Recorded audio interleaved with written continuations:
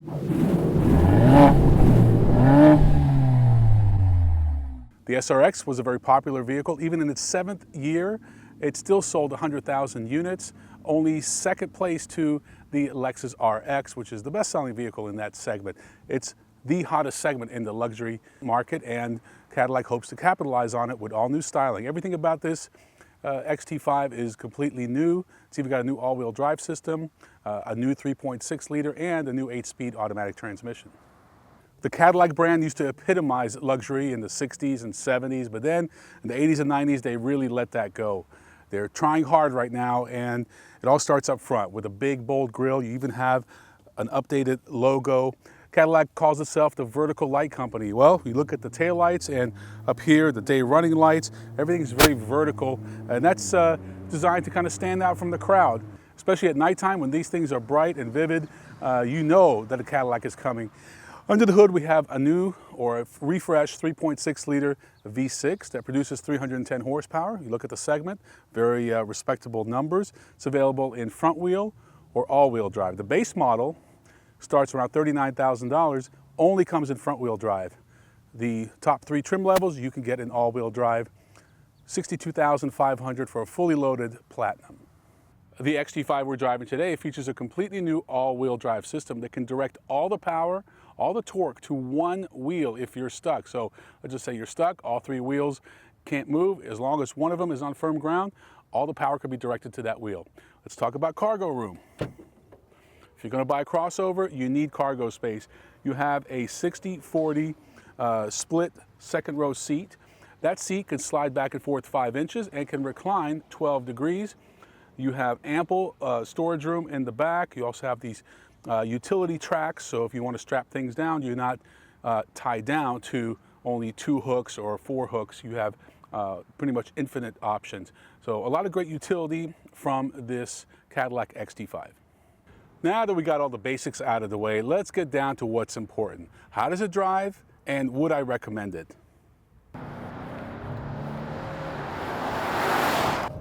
Okay, so we're behind the wheel of the 2017 XT5, a very important vehicle for Cadillac, and we're in California where Cadillac really wants to make some gains in the market share. They're doing great with the Escalade. They're doing pretty good with the old SRX as well, but they have bigger plans for this one. It has decent power. Like I said, it's up from the old model, but this 3.6 being a non-turbo, to me still feels a little heavy, even though it's been lightened as well. The car itself feels good. Definitely notice the almost 300 pounds in weight reduction. They had us on some pretty challenging roads, but let's be honest, freeways like this are where most people are going to be driving their XT5. The seats are comfortable. They're actually pretty wide. Very roomy interior. We have Apple CarPlay, which is on all the trim levels, as well as Android Auto. Apple CarPlay, in my opinion, the best technology for smartphones, and every other car company should just stop what they're doing if they're not doing Apple CarPlay and Android Auto.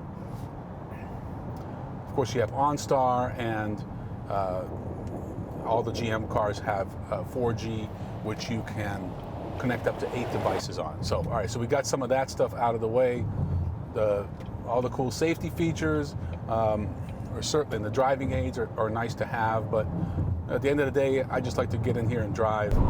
The 8-speed is okay. It's not a ZF 8-speed, it's a GM 8-speed. And what's the difference? Well, it's just not as fast.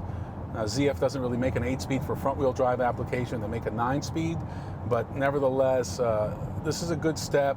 I just think that some of the competitors do it a little bit better. I think there's still some fine-tuning to do, but that's usually software, and GM will take care of that.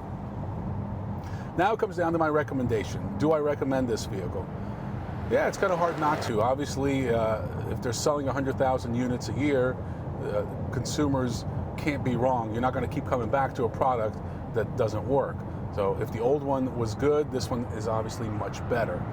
Being lighter, being more powerful, and having all new interior. Speaking of the interior, If it looks like aluminum, it's aluminum. If it looks like leather, it's leather. And if it looks like wood, it's wood. That's one of the things that Cadillac has gotten away from, is using these fake surfaces. No, they're using the real thing now. This is what it takes to compete with the best from Germany and with Lexus. The top 3 luxury brands in this country, BMW, Audi, and Mercedes-Benz, control the majority of the market share. If Cadillac is going to get back in there, they have to beat them with product, they have to beat them with the dealership experience, and they have to reward their customers. When you buy a Cadillac, it has to feel good, like it used to. You have to be proud of it, and I think they're getting there. I can't wait to see some of the new product that's coming down the pike. Certainly is going to put Cadillac back on the map with luxury car buyers. They're already there in some regard with the Escalade and now with this vehicle, but that's because crossovers are hot. When you do look at the competition, price-wise, it's very similar to a Q5, but it's 7 inches longer and it's lighter. It's also 650 pounds lighter than the Mercedes-Benz GLE, yet it's about the same size. A good seating position. We don't see any significant blind spots. The technology is good. They've added a new storage compartment below the center console, and that's so you could put an iPad or your phone there. They've also, for the first time in a Cadillac product, have an electronic shifter, and what that does is save a lot of space. You have paddle shifters if you want to manually shift. The XT5 is relatively quiet, but there is some excessive engine noise, in my opinion. You need to drive it yourself and be the judge. I'm not going to give it too much criticism, but I think that's just the nature of this 3.6. They've all been like this. Cadillac does have a new steering wheel. I really like the design. It feels more compact. I like how they've completely reconfigured the buttons. These bottom buttons here are kind of recessed, whereas these protrude just enough. Not enough that you're going to hit them by mistake with your palm when you're making a turn, but they are raised so that you can find them easily. So if you were to come to me and say, Ron, I got about $52,000 to spend, what do you recommend? And I want a luxury crossover with room for 5. Well, it's definitely up there. The RX is still the king, and the reason it's the king, not so much because it's such an amazing driving vehicle, but because it knows how to treat its customers. Great resale value, great reliability. I would definitely take this over the current Q5 because it is roomier. I just think you get more vehicle for your dollar. The GLE is respectable, but for $52,000, $55,000, you're not going to get a lot for your money in that department. It's time to head back. Thanks for watching. We'll see you next time on The Driver's Seat.